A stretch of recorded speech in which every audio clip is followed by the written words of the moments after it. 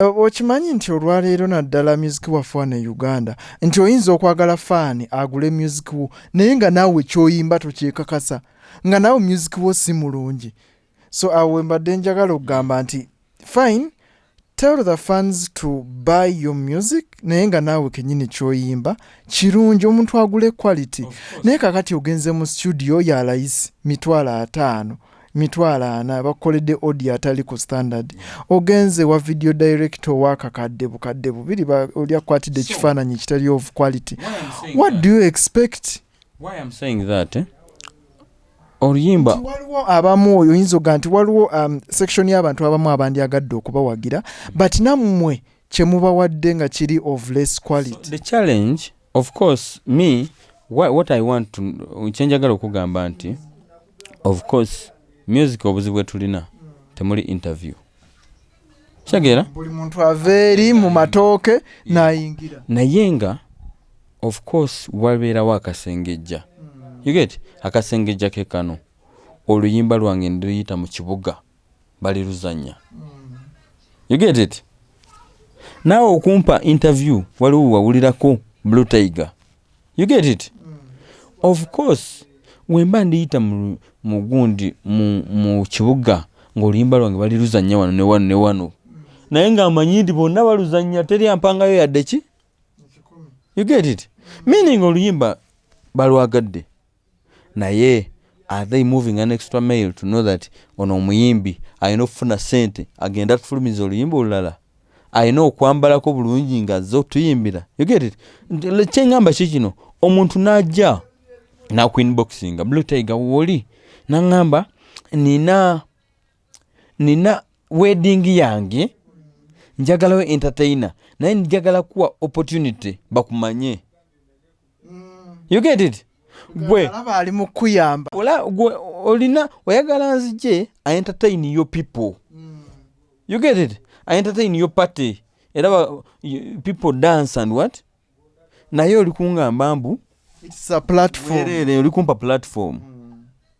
You get it? Nze naliwe ngenda yi producer samugamba nti ndikuwa platform namuwa sente. Wemba ngenda ya videographer samugamba nti ndikuwa platform muwachi sente. Why do you want me to sing for free? Kumpa platform.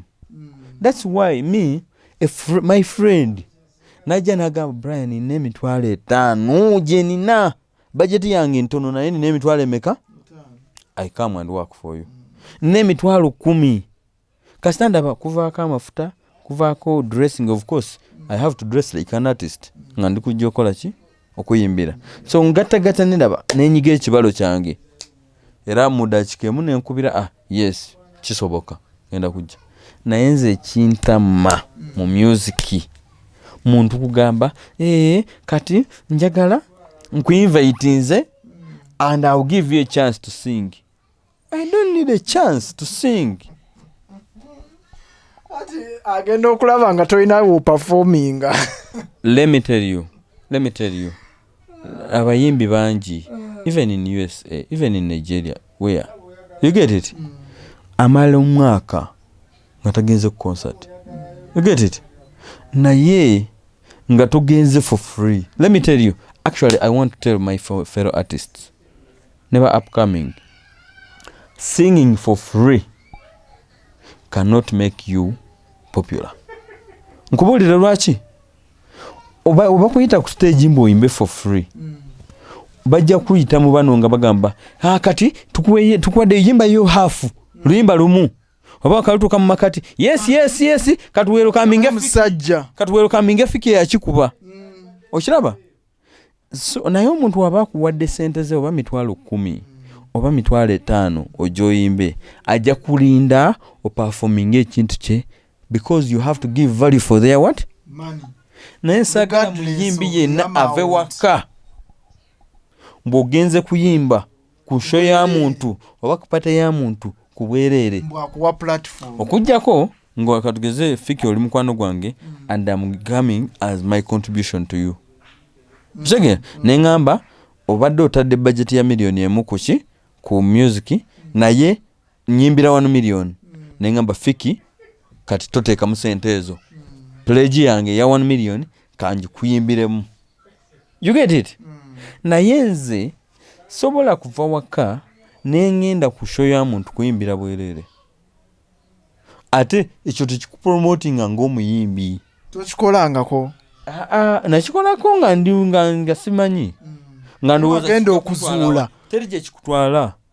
Actually omuyimbi agenerating income by being scarce. You get it? True. You generate income by people looking for you. They give you a phone call. No waba mukwano gwo nagamba are you available on notula calendar nogamba yes. Nze noweberanga mu kalenda yange nina mu show nyazokka omwezi. That's okay. Yeah. Chege. Kubanga njagattagatta ngambe wenkozesaako zino ezisigalawo ngende nkole audio. You get it? Kati olina emirimu gye emirala. Yes. Even if artist ne wabeera nga ali jobless, nze saagala artist yenna agenda ayimbire bwereere. Kubanga kye kimuyamba ku dduuka n'ofuna omugaati gwaki gw'obwereere. Bw'obanga mu kifo ky'okuyimbira obwereere genda olimemu. You get it? Genda olimemu naye nze nkugamba artist talina yimbira bwereere. Ebudde obwo bw'omala ng'oliyimbira bwereere bukolemu ekintu. Nga bwe nkugambye kubamu chapati. Otegere? Otegere nti abalala nga bagenze sikamu amandazi abalala bagenze yimbira bwereere gwe olikola omutwalo. Kubanga ogenda kulya. Ogenda kufuna okusula. Naye tosobola va wakaawo n'ogenda kuyimbira bwereere. Otegere? Nga in the same show opate waliwo ali kuva ewala gwe bali kusasula. You get? Yaze kola gwoze kola ki? Ze kufuna platform. Tonoonya platform. You get? Platform weziri. You are putting your music on YouTube. You are putting the music on radio. You are putting music to DJs to play the music. Already over what the music we bwereere. You get it? Don't again work and perform for free. Kubanga ate sofa mu structure yaffe naddala y'okufuna ssente awo wewalinga wokka woyinza okufunira akasente. Awokka bw'omuteeka online fani tamuguzi. Ali kufuna free on YouTube, on radio, on TV. You get it? Kati waki nzija okuyimbira obwereere tekiriyo. Olimu kankulira abayimbi ssente we tulina okuzijja. Of course, for example ng'olina kampani eyo Kazafik Media n'ogamba Brian Blue Tygar nkuwadde obwa brand ambassador. You get it?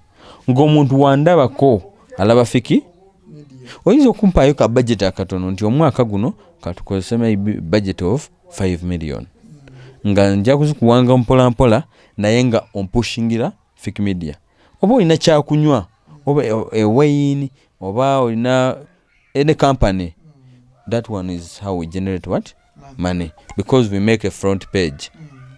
Even performance. You get it?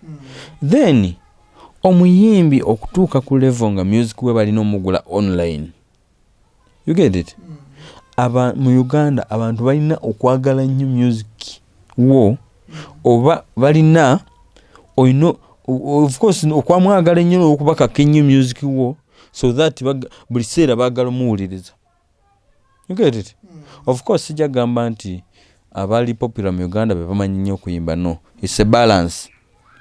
Mulimu abamanyi nnyo okuyimba, mulimu n'abamanyi nnyo making their music available.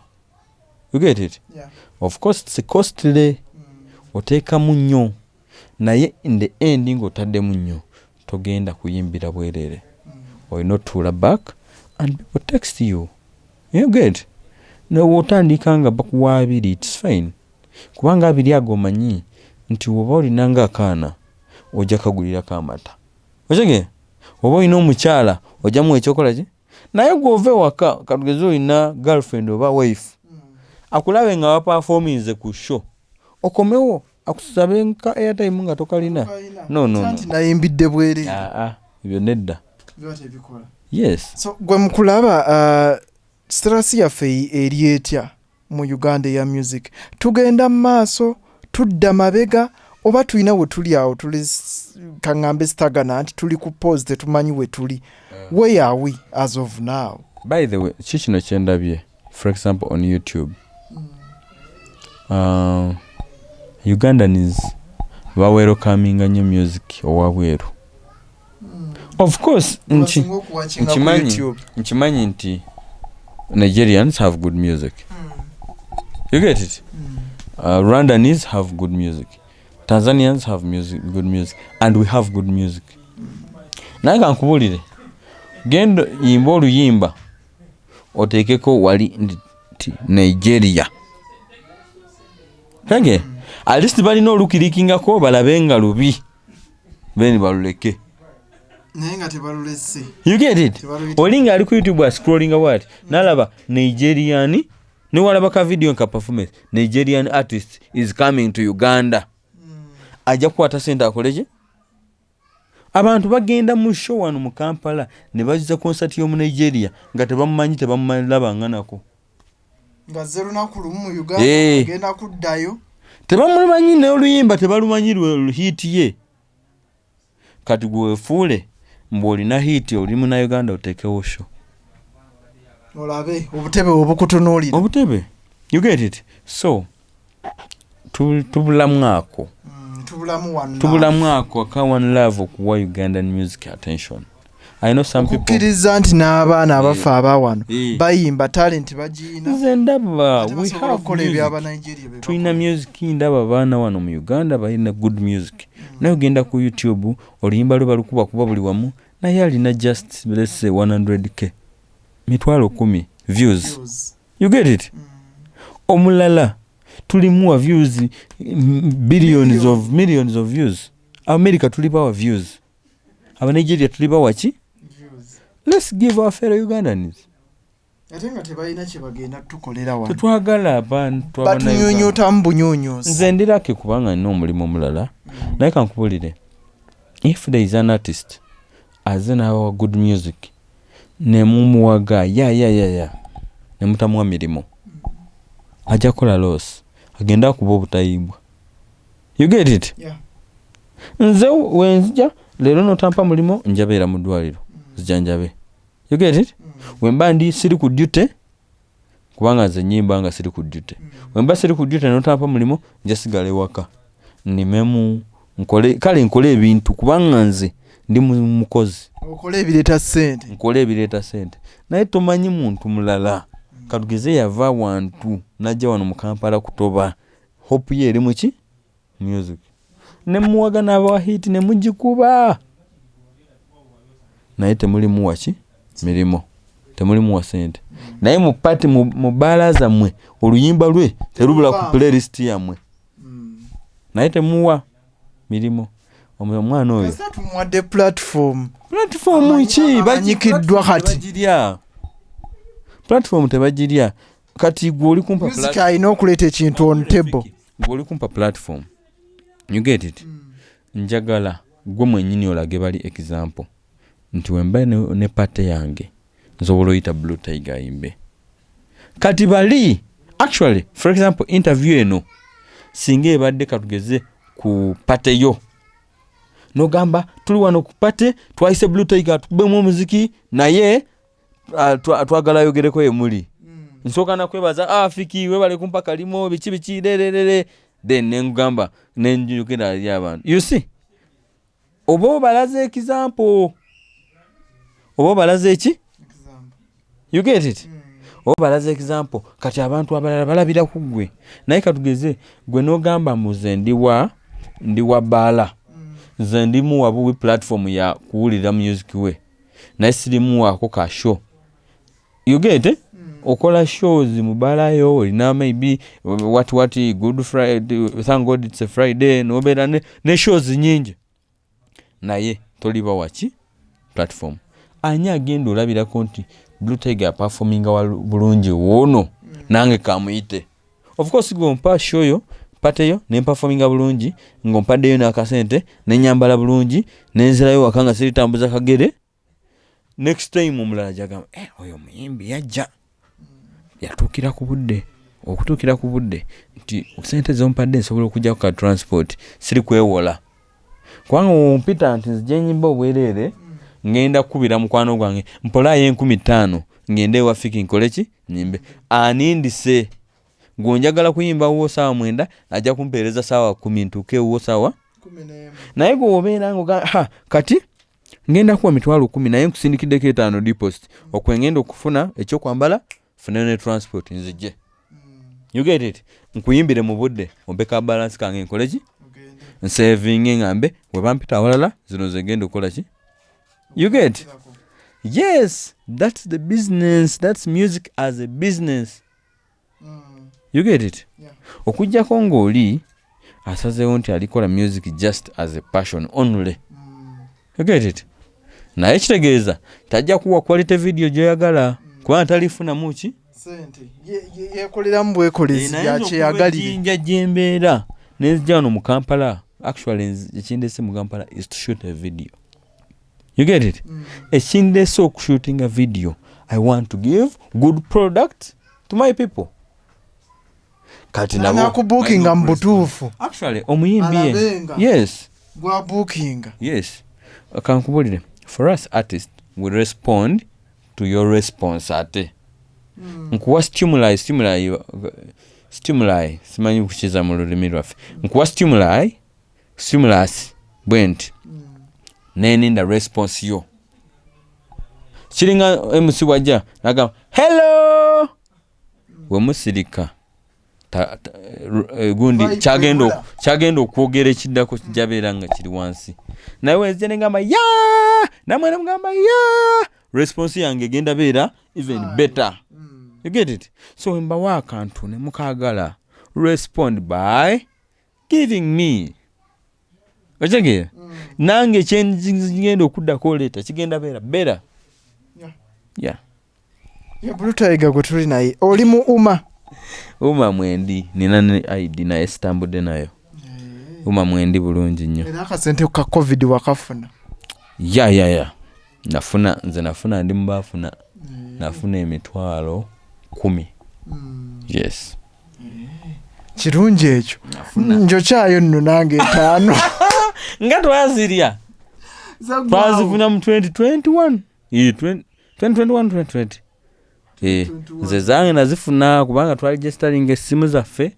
ng'abayimbi ne tuzifuna njukira nga bwe nkugambye naawe nalinga mwabembalala mwali muyinza obutafuna tatandika obadde ebirungi ebiri embalala eyo mwali temuyinza butafuna naye kyenalaba if an opportunity comes you register kubanga me I registered but I wasn't expecting naye nagamba kankole my part so you did your part yawe you get it yeah of course waliwo twagenda waliwo batuyita ne tugenda ne tumalayo lunaku lunamba ne wabula kye batuwa naye this time batukuba mujje ku offices wano muwandike namba zammwe registered era nengenda nempandika ne mukwano gwange omulala omuyimbi bamuyita Ocean naye nakola ki yes olaba ng'ebayambye eki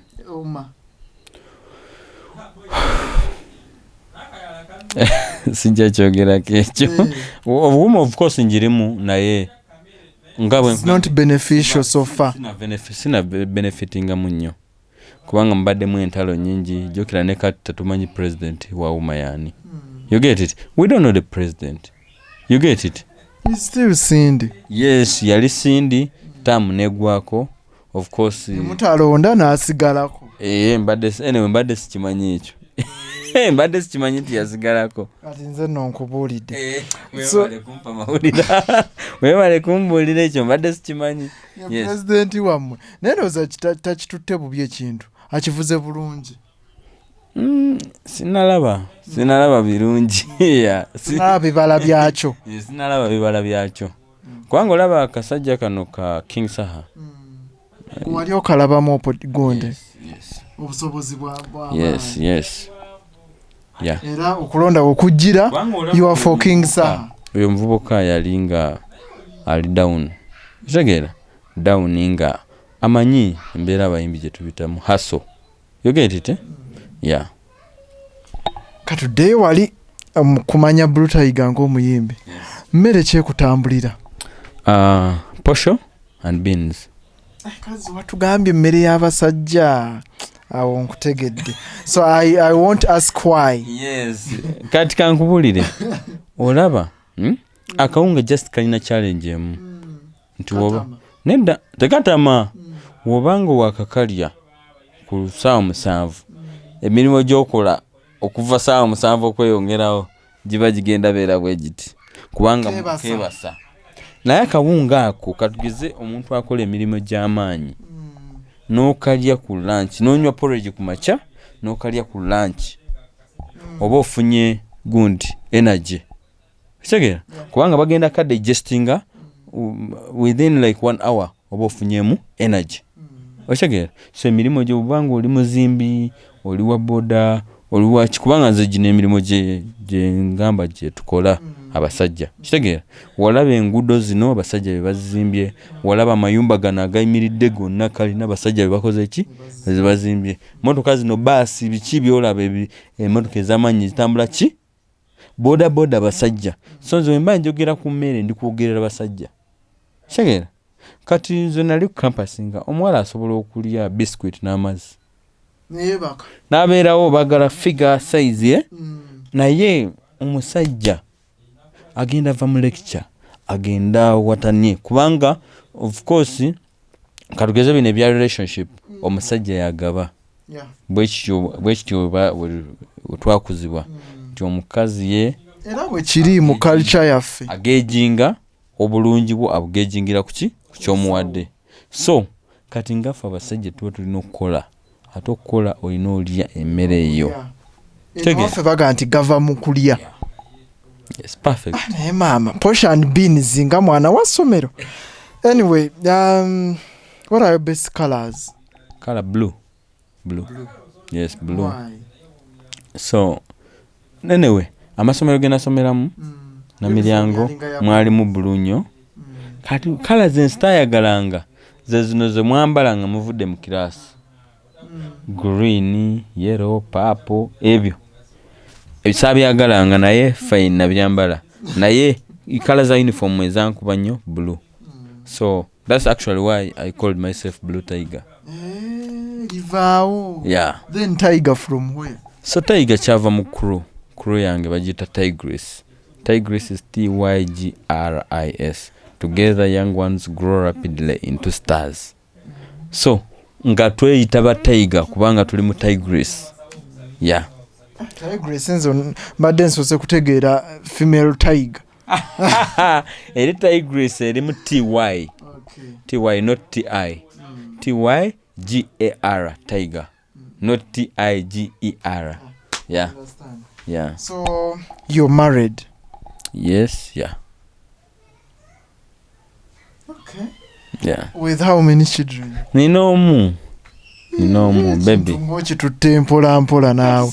Kyeje. Omanye emyaka gye nina? Gitubuulire. 28.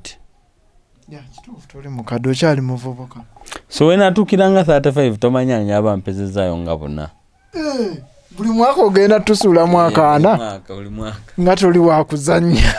Anti kankubulire mu Uganda life expectancy ya Uganda singa nina internet wanandi checkinze. Ebeera suka myaka 6. Oh yeah. So kati bw'ozaala ku myaka 35 oyo omwana watuukira campus wobanga nga tofudde accident okoze eki ng'ofudde kusinziira ku life expectancy ya Uganda omwana oyo watuukira campus oba wafanga myaka 5 you get it. Naye Katonda wakuyamba no living nga tofudde accident tofudde kuttibwa butemu naye nga natural death gye batugamba nti myaka 6 nsuubira wozaala mu 2 go abaana ojja balaba bamaze campus bafumbirwe n'okufumbirwa ng'obalaba bawala obagabe olabe ne kubazzukulu nga 2. So muwala mulenzi? Muwala. Yes, muwala.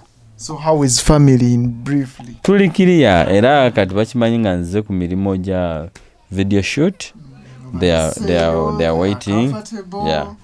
Tebalina buzibu bwonna. Yeah. Kirungi ekyo. Kiki otagyerabira mu buto? Kyesitalyerabira mu buto. Nkunyumize. So twali awo na nze taata wange we yali omuvubuka kubanga tata wange yanzalanga muvubuka so tata wange yali muvubuka yali anywa sigala so kati twalinga tata wange waba taliiwo maama wange ne kazini wange omukulu nga ali musaizi ya maama wange omanyi maama wange muto nga weyaje okufumbirwa wa batata wange nasangawo omuwala omulala nga ayita tata wange anko so era maama wange aba anti we najjukira benkana so nga tata wange aba taliwo bagezesa bakola ebipapula ne bateekako omuliro ne batandika okugamba anywa bwati sigala anywa bwati you get kati lumu zaali saawa awo 2 ne babikola tata wange taliiwo baligezesaamu obupapula engeri tata wange gyanywa kati nange ne ŋŋamba kambalage ne nkwata akapapula nange ne nkazinga ne nkateeka wano njagala balaga ne mpulira oluyinga luva mu mabega nengwa mulundi gumu nenzirika n'okuzirika nagenda okudda egulu nga tata wange actually tata wange yakubulira ekikubiza of course nga kyekyo era tata wange of course yamala myaka ng'emitono awo namuvaako sigala naye kyenategeerako nti omuzadde tayagala mwana we kugenda mu kintu kibi era ekyo kyo kyanjigiriza essomo nti omuzadde aba muzadde yeah so that is the time sirigyerabira experience eyo era saamunyiigira kubanga yali ali kunteeka mu line era kuva sinywa sigala sinywa mwenge ne wembeeranga mu bbaala nga mikwano gyange bonna bajjuza menza because okozesa kimazzi water ne soda simunywa nnyo mazzi ne ka coffee olumu n'okulyako ebintu ebirala bye batunda just mba ngenze nga kulaba live band olumu mba ngenze kuyimba you get of course career yange ya music yetaaga okubeera mu bifo ng'ebyo to promote the music you get naye tekitegeeza nti mba ngenze mubaala mba ngenze kunywa no oyimba style ki so nina ennyimba zange singa za afrobeat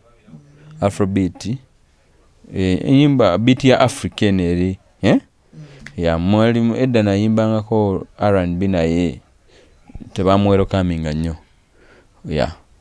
kubanga voice yange teri eri waggulu eri wano voice yange eri wano so afrobeat yankolera nga olaba style yaba Burna Boy style yaba Chameleone style eno ya bulijjo ya afrobeat so ekyokubeera dokita kyekyakugaana okugamba nti kansibe ku nviiri abayimbi nga bamanyikiddwa nnyo okusiba enviiri n'okusala bimeme ya no okubeera dokita si kyekyaŋŋaana okusiba enviiri naye gundi culture yaffe ng'Abafirika you get it so in Africa ebintu bibiri okukola enviiri okwekuba tattoo kasita obikola omuzadde ategeera nti ono omwana ayonoonese you get it naye namikwano gyange mu bazungu badokita naye nga baddugavu bannayuganda naye badokita wabweru ng'enviiri zaabwe zijja paka eno kubanga eri omulwadde agenda beera comfortable mu maaso go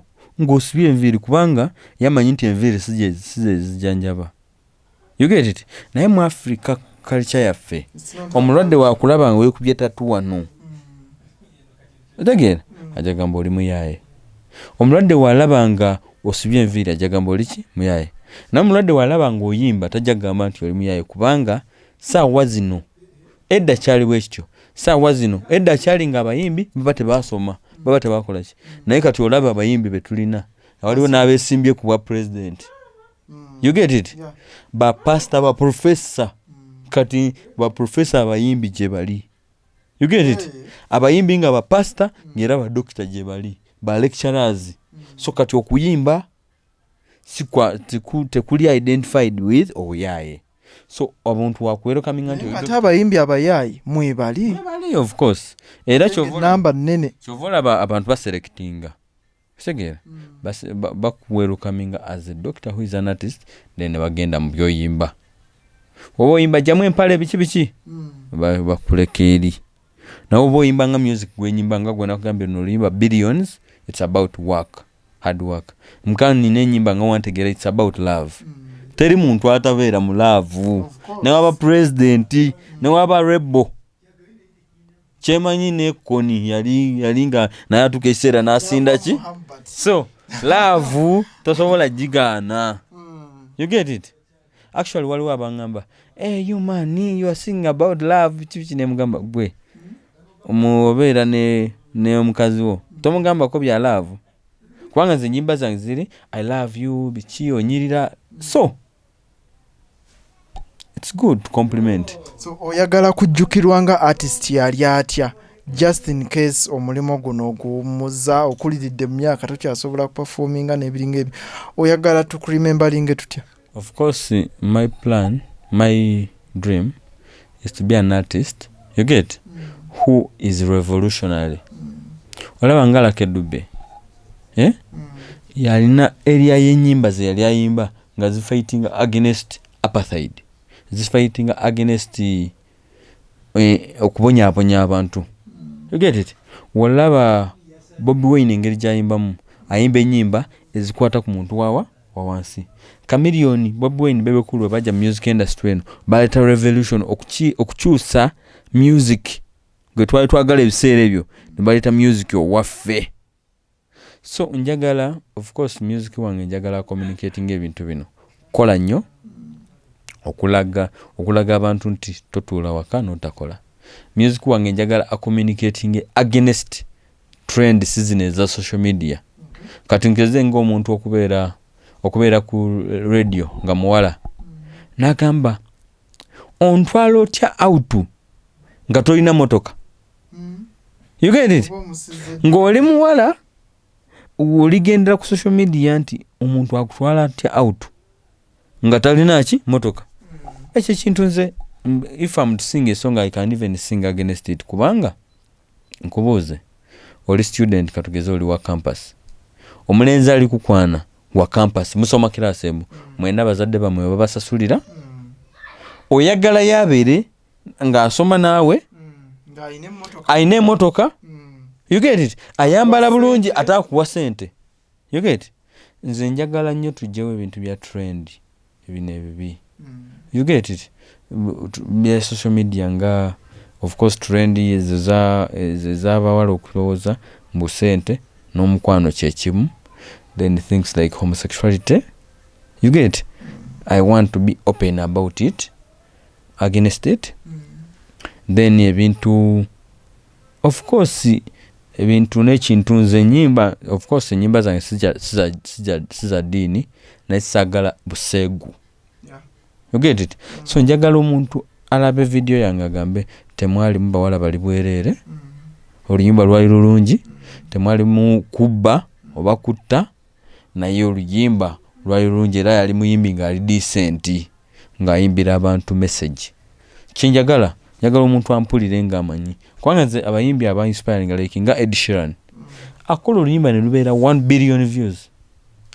Billion actually no oluyimba lulina 5 billion views naye temuli buseegu. You get temuli temu segera. Yes, that's how I want to be remembered. Yalo tusiibule wabanga waliyo obubaka buyagala okuba abafans bo this year tusuubire ki? Ekisooka njagala kwebaza abawagizi okuwagira channel yo ne media group yo Fiki. Then njagala kwebaza abantu abanzikiririzaamu ne bampa ku mirimu. Nze si kugamba nti takuwa platform wabula ne bakuwa emirimu. Njagala mirimu mulimu nnyo Tygar platform. Saagala ompite mbu ate njagala oyimbe bakulabe no.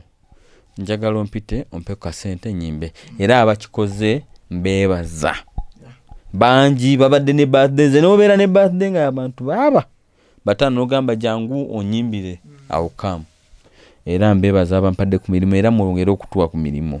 Ndikola video ey'oluyimba lwe bayita billions. Genda ku YouTube osokolabe audio okkirize nti video egenda okujja egenda beera nkambwe nga audio weeri. Nsaba nebaza tiimu yange ya Blue Tygar Music abantu nga Philip Ocean, Cavs, Mats, Anthony, Magic One, Decent Gains banji, Essential Student, Cavs, abantu bankwatidde ku music we bati ne bapushinga music wange ne banoonyeza emirimu That's my team and I thank them. N'abana Uganda mwenna mwe bali ku welcoming music, mugende ku YouTube munonye oluyimba bayita Billions by Blue Tygar. Olwagale olaikinga commenting osharinga omuntu omulala akole ki alabe ompite wobo ina pate mpita. You get it? Contact us. Nina email usually below the video. Waberao email. Nayo sobola n'okunkubira obukubira management yange. Yeah. Ituwe simu ne socials ozitubuli. Ku YouTube Dr. Blue Tygar. Then ku Facebook Dr. Blue Tygar. Ku Twitter Dr. Blue Tygar. Instagram siriyo. Naende ku TikTok Dr. Blue Tygar. So esimu ku Instagram wonna Dr. Blue Tygar. Yeah, wonna Dr. Blue Tygar. Esimu eya WhatsApp erange kola business 07 0021 0064. Njidamu 07 0021 0064. Eyo eri ku WhatsApp. Noti musanvu noti abiri mwemu noti nkaga munya. Eyo kola business. Era bubera ne wedding, oina giveaway, oina introduction, oina birthday party, baby shower. Obuyimba bwange bukola ku bintu ng'ebyo. Ku divorce awo sirina buyimba bwa divorce. Awo sirina. Naye z'abalongo sirina. Naye nyimba za party celebrations, end of year party. Katugeze company na end of year party. Mumpe kalimo. Abaana obayimbira mu secondary schools. Amasomero, promo, picnic, batuyite. Obudanko obwo bwonna. Yes. Kale ye Blue Tygar gwe tubadde naye olunaku luno olwaleero, nsuubira emboozi ye ogifunyemu bingi nnyo, nsuubira bingi byayogedde ebikugasseeko. Abantu bano saagala okome bukome kunakuwala wamu nabo okusinziira singa emboozi yaabwe eba ya nnaku nga naawe kyakubuulidde kyayitamu naawe wakiyitamu, oba saagala obasekerere busekerezi olw'okuba yayina haso gye yayitamu ng'oba oli awo ng'osanze ebintu bya kakeeka. Njagala oggyemu ekyokuyiga ate nammwe baakoonyeeko buli omu waali ng'alina akasonga kaakoonyeeko nga mu butuufu kagwa mu ofiisi yo oba nga kagwa mu kiti mw'oli. Work upon that ate industry yaffe tube nga tujongerayo. Njagala obbaagaliza ekiseera ekirungi nga mulaba Fik Media akadde kanyige osobole okufuna notifications programs zino bwe tuziteekayo nga zaaka premiering. Atakumira mpeera abankumire, Ssaabasajja Kabaka awangaale. Tugamba tukyeri kyabazinga akola atya afunvuwe afunvuwale kale.